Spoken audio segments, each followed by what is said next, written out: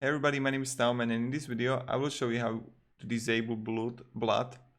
Oh my god, what is that word in HellPoint?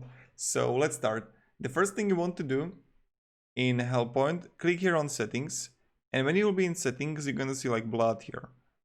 And what you want to do is just click here, disable the blood. And that's pretty much it. So again, you go to settings, blood, and disable it. So that's pretty much it. If you have any questions, guys, ask me down below in the comments. I will be really happy to help you. And yeah, that's pretty much it.